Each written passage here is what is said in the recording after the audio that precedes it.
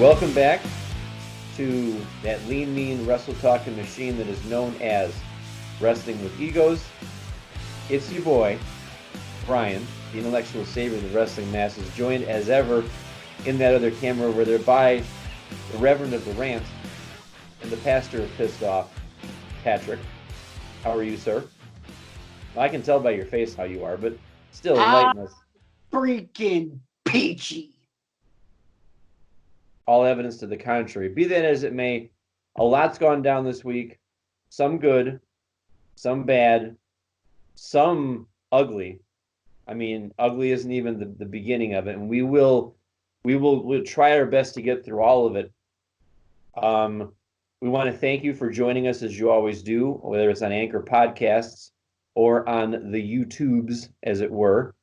You can seek out past episodes of our show by visiting the Google repository, bit.ly/withegos. You can email the show, as always, at wrestlingwithegos@gmail.com.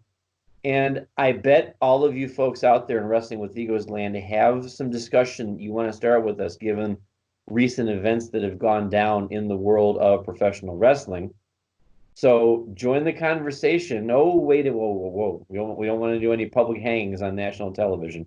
But please, join the conversation at bkrigo15 for your boy on Twitter. The Reverend of the Rant can be reached at rantmodon, apropos, also. And we thank you, as always, for your support, your feedback. Special shout out to our boy Ace 500 for that Chef Goo project that you're hearing during the open and close of the show. And Patrick, I can't help but notice that this whole time during my soliloquy here that you've had a rather, shall we say, dour expression on your face. And I can't help but wonder why that is. So maybe we should just launch into some things like we always do with some good, the bad, and the ugly. Unless, no? Why not? What say you? Say something. Say something. I'm giving up on you, man. No, we're not starting with good, bad, and the ugly. Why? Because I'm too pissed off. I don't feel like it, and I have nothing but hate in my heart right now. So we got to get my ass in a good mood before I can talk about anything good. Because right now I'm like a freaking emo kid in a wrestling emo kid. Everything hurts. Everything sucks. I see a red door and I want to paint it black. You know, I'm a freaking nihilist. I don't believe in anything right now. Okay. You know what? No, I'm not going emo kid. I'm going metal. Q, Twisted Sister, and some D freaking Snyder. We're not going to take it. Damn it, I'm mad as hell and I can't take it anymore. I know how I can put you in a good mood. I know how I can put me in a good mood too. Well, hold on a second. Before you uncork the hard stuff, I know how I can put you in a good mood. There is an event happening tomorrow night. Oh, yeah. AEW Revolution is tomorrow night. I forget where. I'm sorry. Me too. But that's okay because it might be in Chicago. But just off the top of my head, there's been 4 expertly built matches on that card. You've got Cody and MJF, finally. You've got Dustin versus Jake Hager, finally. You've got Chris Jericho and Jon Moxley, and I know I'm forgetting some. And you've got Young Bucks versus Hangman Page and Kenny Omega for the tag championships. That's 4 right there. That would be enough to get anybody to pony up and buy that on Bleacher Report Live. And the one match that the one for the thumb that you didn't mention is the one that I'm looking most forward to seeing. Sammy Guevara and Darby Allin. I was going to write that down. I can't remember if it was announced or not. It not only has it been announced, Darby Allin has cut some of the best promos of any human being in wrestling. Yep. Without saying a word. just doing that. Oh, Yeah. Taking the page out of Sammy Guevara's playbook with the cue cards when they do the picture in picture, but with Darby, they're not doing the picture in picture, and he's doing all that, and then there's the black card at the end. Damn, that has been brilliant storytelling, and I loved it. And at the same time, Sammy Guevara, great in the ring. Darby Allin, I think me, you, and RJ, when he was deeply involved with the show, all three of us had a hard on for have had a hard on for that kid. So hell yes. Shout out to Michael Hutchins from NXS for the cue card, because and Bob Dylan did it before Michael Hutchins did it, but I was never a Bob Dylan fan, so screw it. It's okay.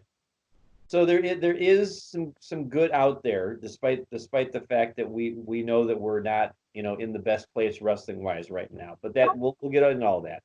We also got Nyla Rose and Chris Statlander. Yes, I knew there was a women's match too, but I don't know the whole card top to bottom. So my apologies for that. Those are the only 6 matches off the card I remember. There might be something else. There might be an SCU match. There might be a dark, we might have like SCU Dark Order or some stupid crap like that. You might get an appearance in the Exalted one. Who knows? Let's talk about, before we get into Wednesday night, gun to the head. Actually, let's do it the right way. There you go. Who is the Exalted one? Call it. Who do you think it is?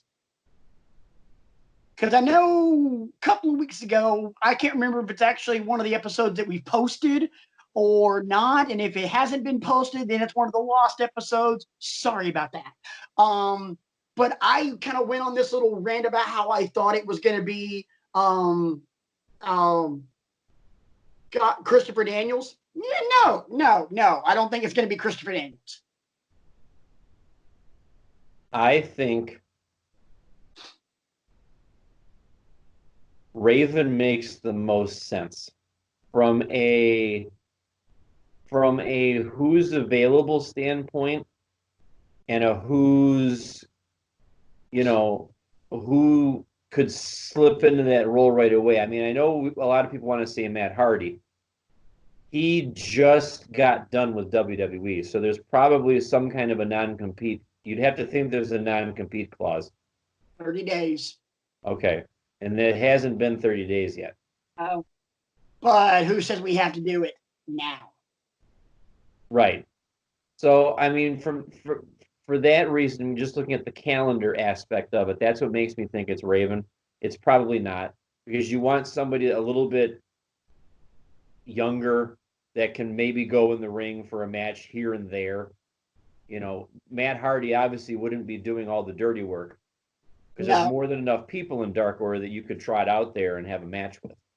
We'll also think of this. There's a better than average shot. The Dark Order is going to increase by one more very soon, with Brody Lee joining the fold very soon in AEW. Brody Lee being the former Luke Harper.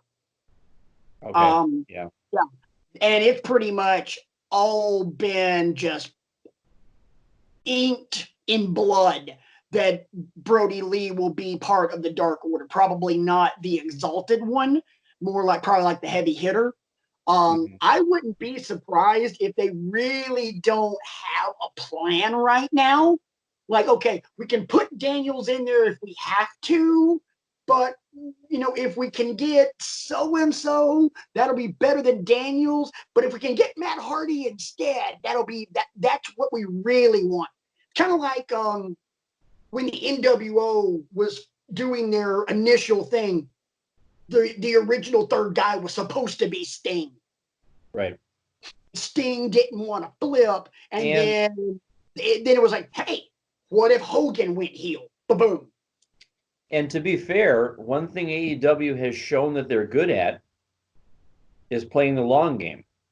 Oh yeah. They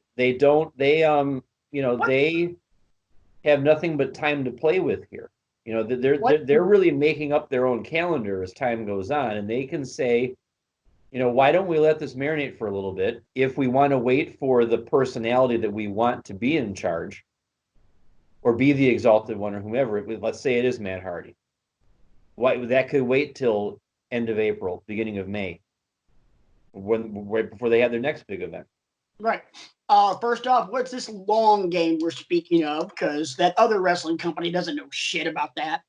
I just had another idea that literally just popped into my head. Do tell. Dustin Rhodes.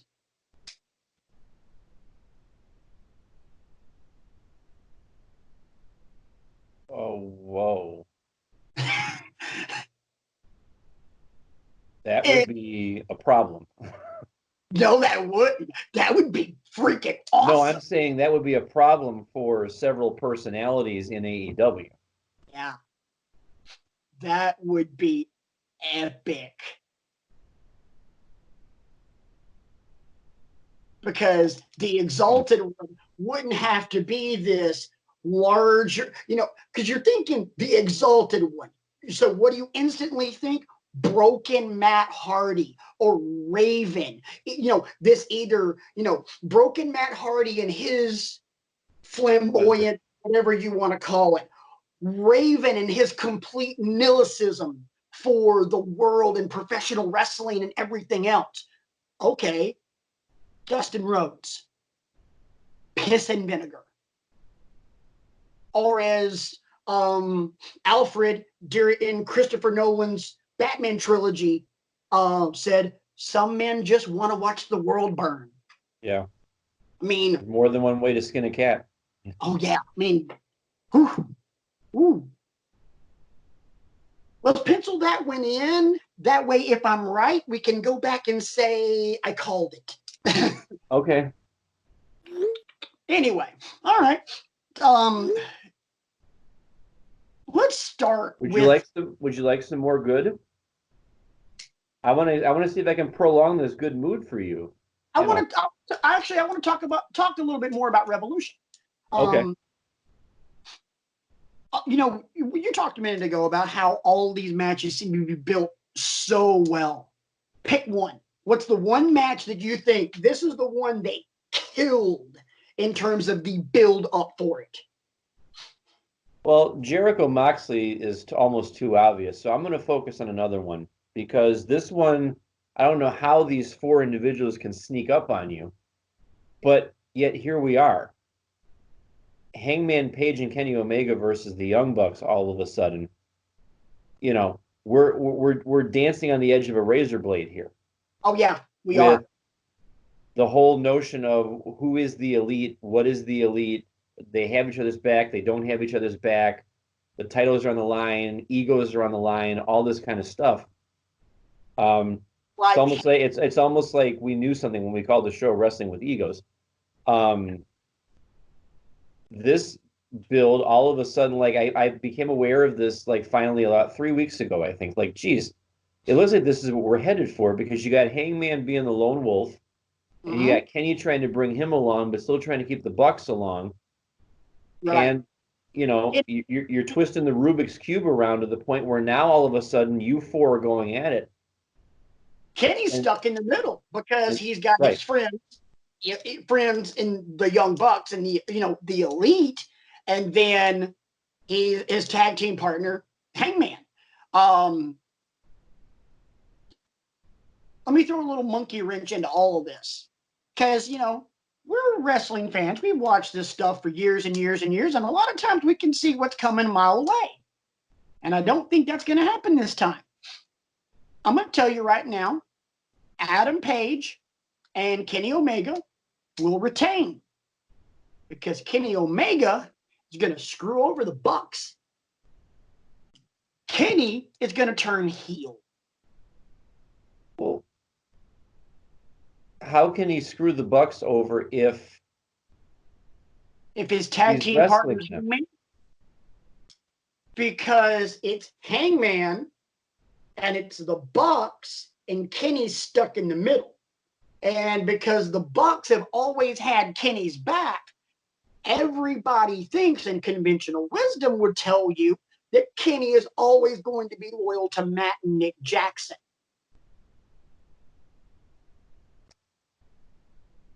You know, how would that go down though? One V trigger too many.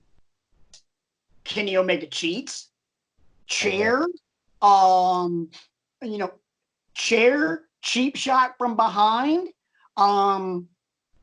There's a big fracas and Omega's dumped out into the ring. One of the Bucks hit, the Bucks are setting up for the Meltzer driver or anything, and then Kenny does something nefarious, takes out a knee, kicks somebody in the nuts. Okay. A ton of different things. You don't have to do anything over the top. I mean, a shot to the balls, done. Heel turn. I mean, believe it or not, even though WWE has screwed this up more times than a porn star has just been screwed, a shot to the nuts can actually be a heel turn, boys and girls. When Nakamura drilled AJ in the balls a couple of years ago, he turned heel. They just butt screwed it, moving forward. But guess what? They could have turned that into a massive heel turn with just an uppercut to the cojones. That'll probably be the match of the night. No. No? No. You think Darby and Guevara? Darby and Guevara. Those two guys are going to try to kill each other.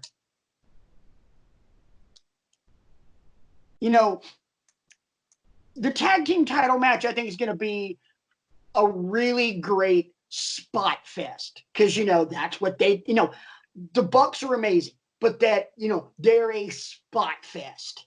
And I'm not saying that in a negative connotation. Darby and Sammy, I think, are going to tell a better, from beginning to end, story. It'll be spot heavy, but it'll be more spot heavy like, say, Keith Lee, Dominic Dijakovic. Okay. As opposed to the Bucks and the Lucha Bros. So, I'd put my money on that one. I'm gonna make a bold prediction for you. No titles change hands.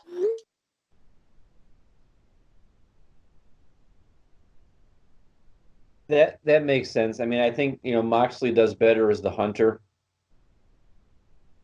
than getting the championship. And now what do we do with him? That kind of thing.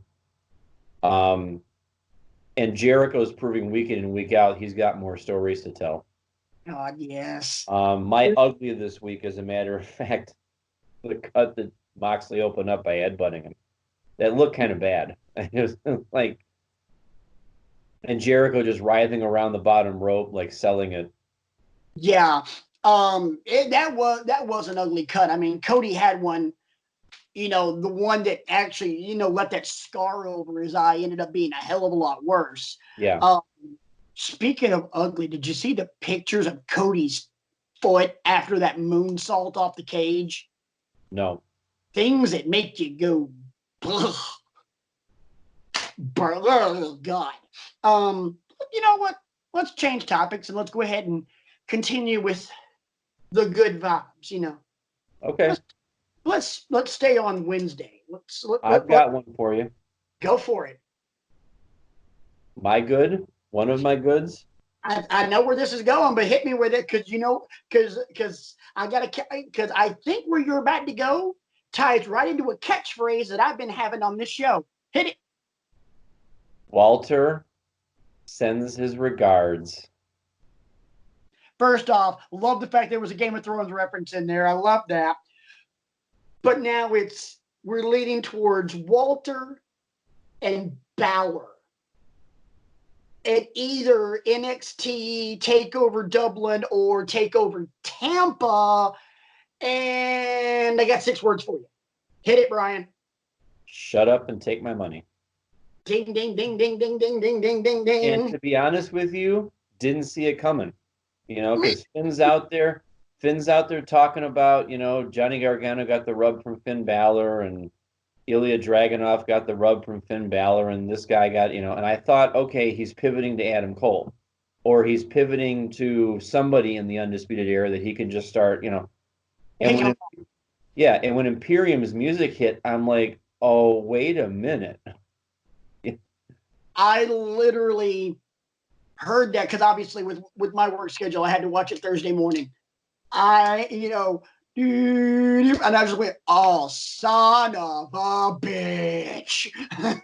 Business is about to pick up. I'm like, it was like Samuel L. Jackson at the post-credit scene of Infinity War. Mother. So, I mean, if we're going to have a 3-month tilt between Walter and Finn, fine. Let's go. Yeah, and I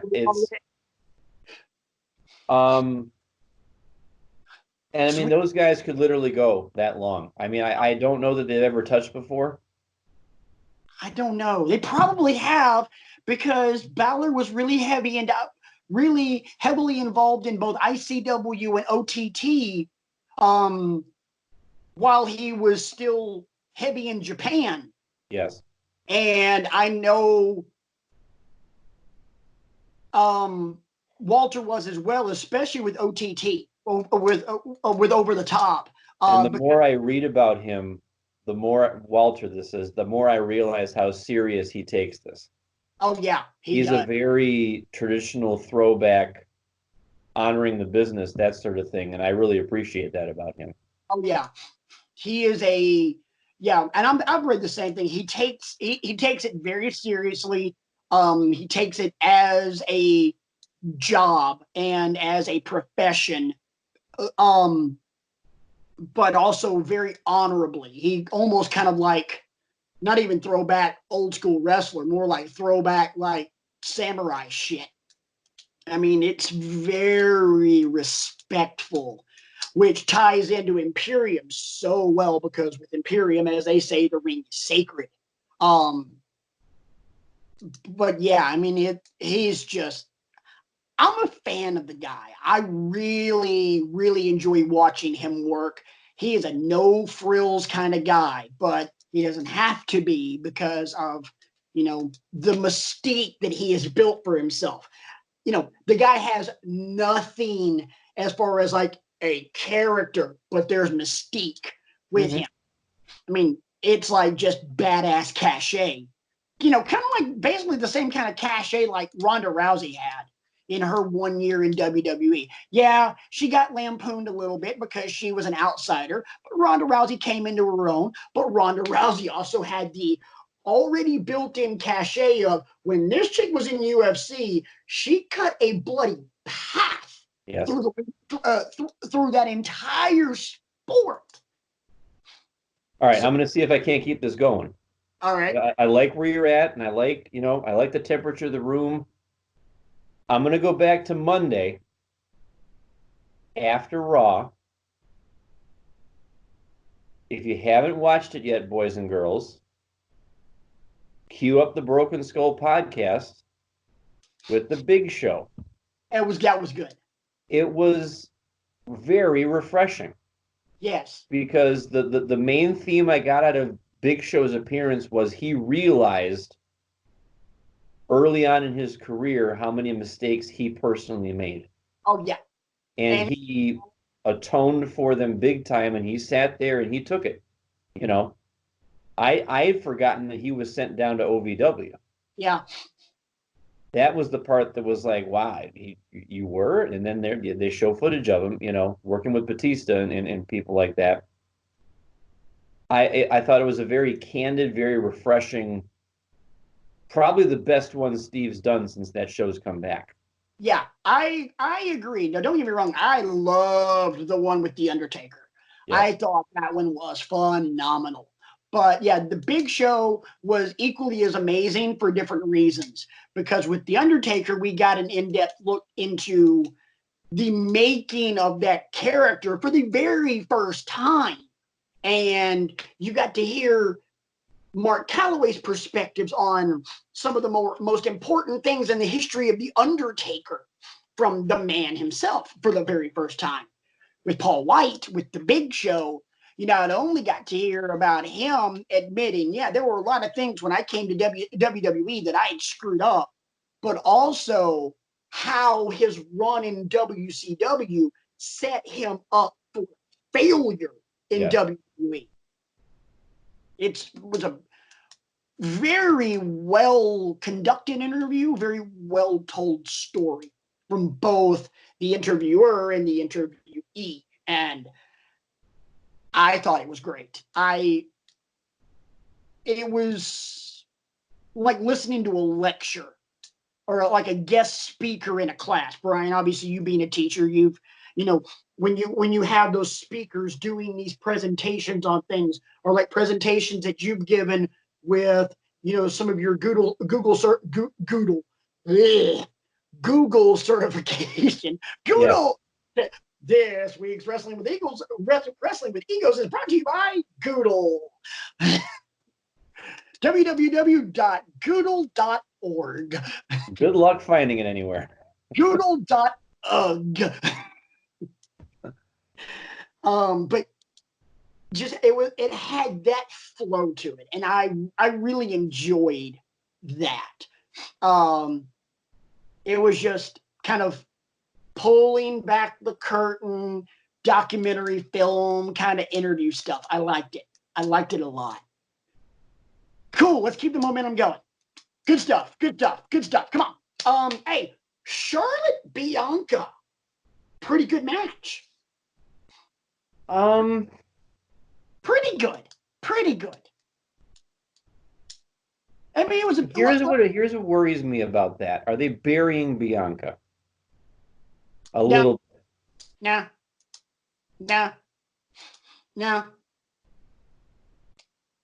You know why? I guess we'll agree to disagree on that. I just hope they're not like wrecking her.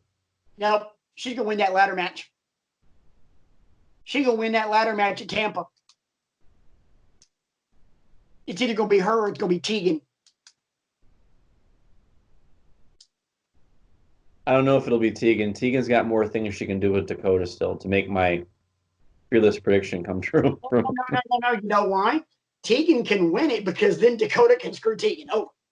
Oh, that's true. Okay. Oh, dude, no.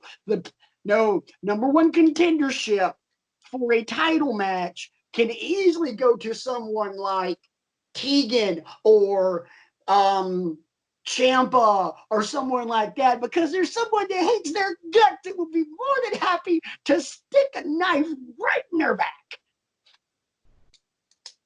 You know what? Let me say one thing, and it's not even like something that pisses me off. It's just I'm not buying it. Johnny Gargano is a heel. I'm not buying it. This is like it only just started. Huh? It only just started. He's got a lot of ways. He's got a lot of floors to get through.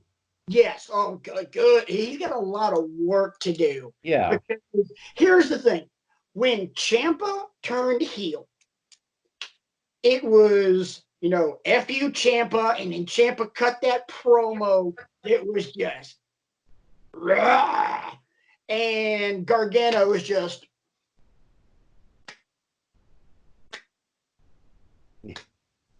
I think he knows he's going to have more to do than that. Oh, I hope so, because right now you're like, you know, Heath Ledger's Joker on Valium. You know, with that scene where Joker's going. Yeah.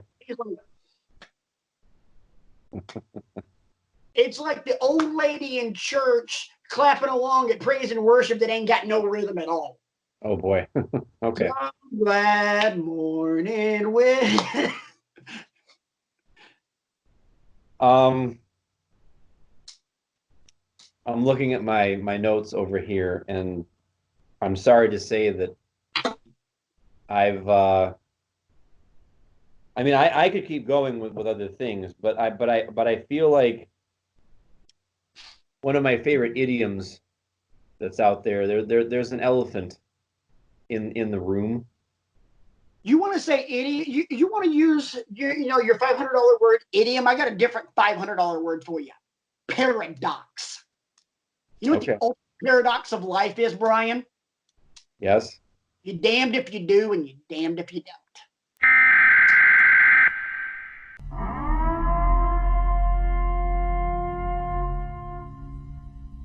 As This the is dog, true. as the dogs three houses down literally start howling as soon as I say that. I'm like, good timing, guys.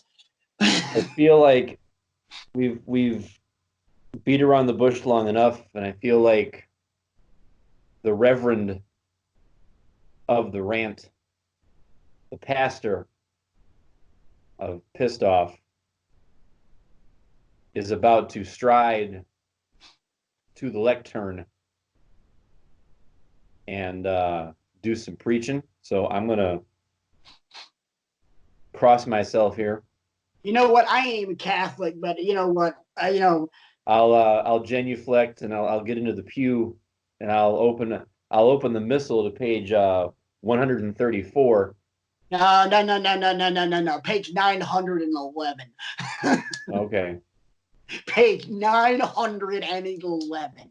I see it over there on the tote board. I didn't look at the tote board before I walked in. I'm sorry. Um,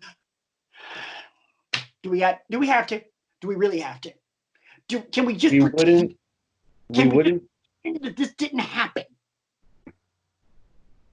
Well, it's funny you should bring that up because I feel like that wonderful company over there in Stamford, Connecticut thinks that if it happens in another country, it doesn't count or something like that.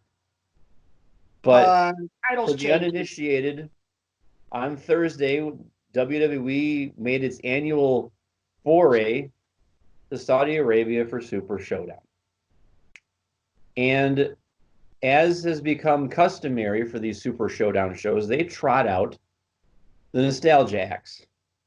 Guys that, quite honestly, in my humble opinion, really don't have any business still plying their trade in WWE anymore because the expiration date has come and gone on their in-ring potential and their ability to storytell and their believability as champion. And, I'm afraid to say this because I don't want to steal the Reverend's thunder, but Stop. Okay, I'm stopping. Good sir.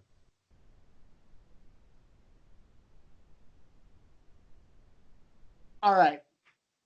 It's not the fact that we're bringing out the old timers at Yankee Stadium to be a part of this multi-million-dollar show that we have this blood money contract with the Kingdom of Saudi Arabia. Yeah, I'm going to call it blood money. Look at what happened. It's not the fact that we're trotting these people out. It's the fact that we're trotting these people out and we're giving them championships. It's not even the fact that we're trotting these people out and giving them championships, boys and girls. It's the fact that we're trotting these people out, giving them championships in matches against the hottest properties in the company. And literally, I've had bowel movements that have lasted longer than these matches. Rant mode on. You take a character that you completely butchered and washed away in the ultimate deletion in Bray Wyatt. Then you turn him into an ally of woken Matt Hardy, which by the way, boys and girls, in case you didn't watch it, broken Matt Hardy on Valium. He, whitewashed Bray Wyatt, happy-go-lucky, happy thoughts Bray Wyatt, gone. And then all of a sudden, Firefly Funhouse. Oh my God, Brian, this could be awesome. Give it time. Brian, I told you so. Why do you doubt me? Holy crap, the Fiend. This is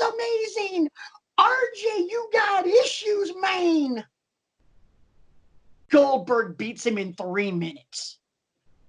So you mean to tell me that Seth Rollins can hit him in the head with a chair, drop a ladder on him, beat him over the head with a toolbox, hit him in the head, hit all of that shit piled on his head with a sledgehammer, the some bitch can get up and walk off like he's Michael freaking Myers. I'm trying not to cuss, trying not to drop the F-bomb. But he can walk away like some 1980s horror movie villain. He can survive an ass kicking from Daniel Bryan and win. He can pulverize Daniel Bryan with a real leather strap, not the damn belt that Cody took across the back 10 times. But he's going to lose to Goldberg, who's 10 years older than either me or Bryan, and we're both in our 40s. In less than 5 minutes. Bray Wyatt's entrance, Goldberg's entrance took longer than the freaking match. But we're going to pay Bill Goldberg millions, plural, millions of dollars. Say it with me, primetime players, millions of dollars, millions of dollars. We're going to pay him millions of dollars for 3 minutes of work. And give him the Universal Championship, which, by the way, you had finally built some freaking credibility around. And now it's Goldberg versus Roman. I want to drink all of this right freaking now. Not only that, but you booked Ricochet against Brock Lesnar in a match that lasted barely longer than Brock Lesnar and Kofi Kingston. Why? Can you please explain to me what the point of any of that was? Because here's the only thing I can think. Because this happened in Saudi Arabia, because the Saudi Arabian government and the Crown Prince of Saudi Arabia wanted all of these things to happen, maybe he had a say in the booking. Well, you know, I'm giving you all of this money, so it'd be nice to see Brock Lesnar in a meaningless match. By the way, the second straight Saudi Arabian pay-per-view that he's had a meaningless match in, Cain Velasquez. So is the Crown Prince of Saudi Arabia now booking this shit? Because it's nonsensical. What the Saudi Arabia shows are doing to the WWE fan base, not the WWE universe, because that's marketing bull crap. They are literally doing to the fan base what the Crown Prince of Saudi Arabia had a hit done on that poor stinking reporter. They're butchering the fan base. We're having our legs cut out from under us because our time is now wasted because I can stand up from this chair, walk out my front door to my car and come back here, and it will be and barely have enough time to get both of those matches in from Thursday. Both World Championship matches lasted less than an episode of Robot Chicken. There is a problem in that when both championship matches can't even go longer than 7 minutes. Mike Tyson fights have lasted longer than that. Bowel movements have lasted longer than that. Sorry, Brian. I know you're thinking I might be crossing the line a little bit, but guess what? Look at all the dams I have to give right now. And to top it all off, this God-blessed show has me so pissed off. Damn it, I'm gonna defend Dolph Ziggler. I'm gonna say something nice about Dolph Ziggler for the first time in at least 5 freaking years.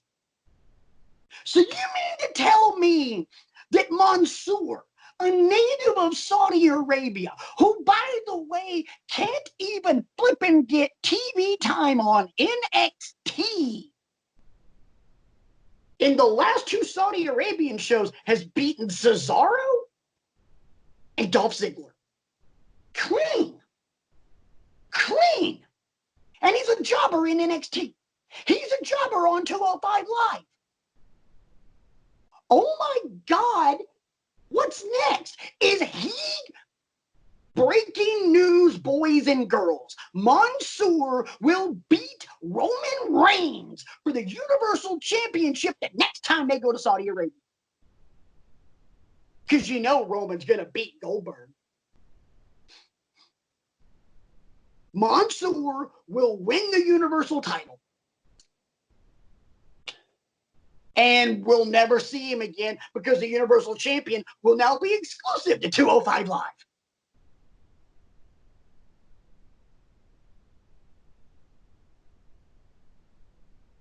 These stupid ass shows are a money grab. And they're glorified house shows that WWE, you're right, Brian, they want you to pretend that none of this bullshit happened. But here's the problem. It happened. Because for the second straight Saudi Arabia show, the Universal Championship changed hands. Can't change hands anywhere else, damn it. But it's got to change hands in Saudi Arabia. I'm done. I'm done with it. It's stupid. It makes no damn sense. I hope to God WrestleMania can somehow fix some of this bullshit. It won't. I have one legitimately good thing to say about the Saudi Arabia show. And it actually is one of my goods in Good, Bad, and the Ugly. I have 2 goods, 0 bads, and 1 ugly. That 1 ugly is called Super freaking Showdown. We getting AJ Styles and The Undertaker. Shut up and take my money. Yes, sir. That's all you gave us. We literally had R-Truth in that gauntlet match, winning matches. R-Truth doesn't win matches unless it involves a 24/7 title. They had to mention during the show that R-Truth was a 36-time 24/7 champion.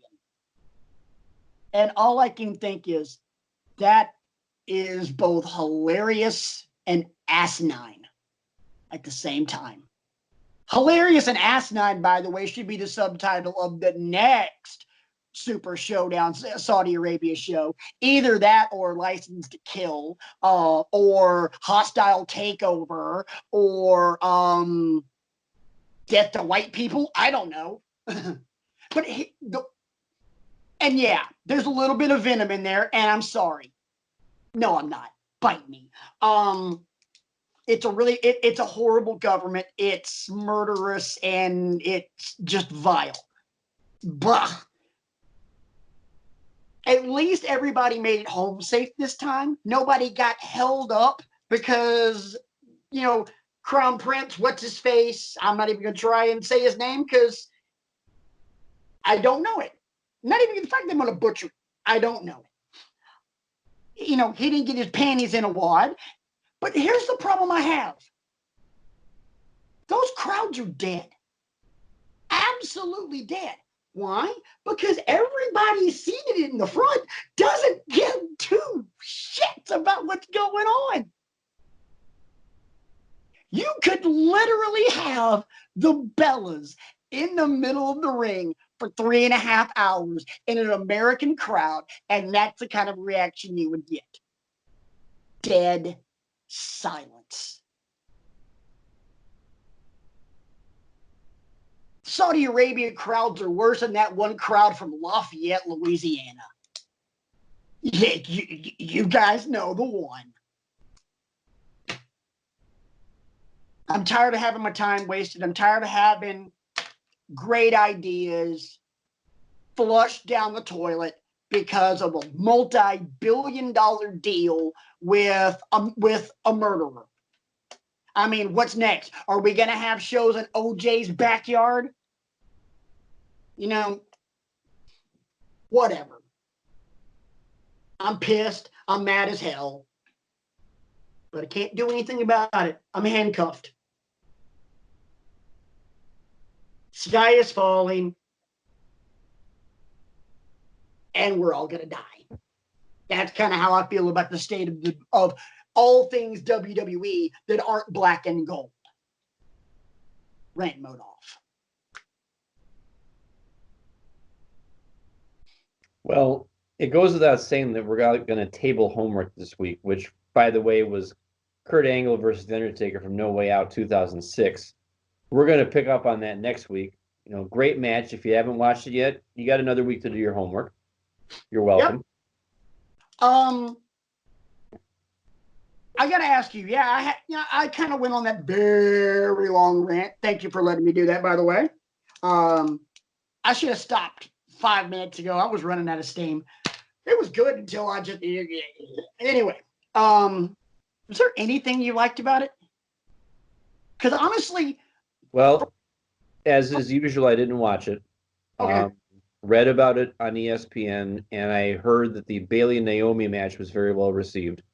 It was. That is, say what you will about, you know, the whole atmosphere and everything else, but the fact that we got Lacey Evans and Natalya last year, and now Bayley and Naomi for the championship this year, it's a big deal for them to be seen in that light, and be put forth as a role model example for young women, especially. Yes. The only problem I had with it, and it wasn't actually necessarily the problem with the performance of the match, it was actually the match itself. I would have liked the match to be hotter, not necessarily from the crowd, because you know that crowd's a dead fish. I mean, you get what you're getting out of that crowd. It ain't the day after WrestleMania, boys and girls. Sorry about that. But neither one of them attacked the ring like there was a sense of urgency, a sense of, you know, hey, this is big. Let's go for it. Like Natty and Lacey did the last time around. To me, it fell flat, and I'm like, you know what? We could save this damn match for Friday night on SmackDown. Sure. I mean, there wasn't anything to this. It was all right. Yeah. The match itself was simply all right. If it gets assigned as homework, it's a solid C. Yeah. It's a 75, 78, somewhere around there. It ain't a B. It don't suck. Also, before we get up on out of here this week, I do want to bring up one topic that was presented to me by the Lovebird earlier this week. Ooh, that would be. We got time, so. Well, we haven't prepared it, so it'll be a good departure for one of the shows leading up before we have a WrestleMania preview show. And I know what brought it out. We saw a preview on TV for Batista's new movie, My Spy. Oh yeah. It looks hilarious. And the Lovebird looked at me and said, that's what you should do on one of these shows. You should talk about wrestlers that have been in movies and on TV. I think you could have a good discussion about, you know, ones that have done well for themselves, ones that have not done so well for themselves. And we could go all the way back. I mean, because obviously Andre started it off with Princess Bride. Yes. You know, I'm not just talking about the obvious ones here, but that I think is a good, nice bar talk for some point down the road. You know what? Why don't we do, let's go ahead and guarantee it. Let's do that for next week. The next time we're together, there will be a bar talk about. Okay. Next time we're together, because next week we will not be doing a show. Got a house cleaning to take care of over here at the Pissed Off on Holiness Church. I got to come up with a better name for this house, because the House of Blue and White was kind of long and drawn out. It was a Game of Thrones reference, and nobody got it. 911 Pissed Off Avenue. There we go. Okay. 911 Pissed Off Avenue. Got some house cleaning to do, and at the same time, next Friday night, me and Mrs. Rant Modon, who is sick right now and asleep and been asleep for about 2 hours. We got to go see NXT in downtown Cleveland. There will, if all goes according to plan, there will be video. I hope to dear God we do not end up, because we have ringside seats, and I hope we do not end up on the side of the ring where people would stand on the apron and do their poses, like, the side of the ring where Adam Cole would stand and do the boom, or Finn Balor would do his little thing. Because if we're on that side of the ring and Finn Balor comes running around and does his little look at my junk move, my wife might leave me. I don't know. Either that, or she gonna beat the piss out of me being so damn giddy. Like when I took her to an Auburn game, and Auburn came back on Texas A&M from 17 down in the fourth quarter, and then we won with about a minute to go, and I'm shaking her like, kind of like that damn scene out of what was that, Airplane, where the lady's freaking out, and there's a whole line of people just shaking her like, calm down. Please tell me you know that reference. I know that, right? It's been a long time since I've seen that movie, but I know what you're talking about. Surely you've seen that movie. I have seen that movie, and don't tell me earlier.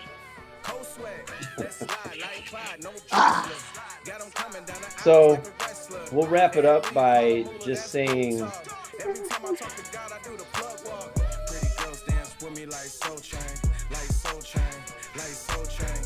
letting it go, ladies and gentlemen. Let it go. So, in closing, we want to thank you as always for your support. We plug the socials, wrestlingwithegos@gmail.com, Google repository, bit.ly/withegos. We thank you as always for your support.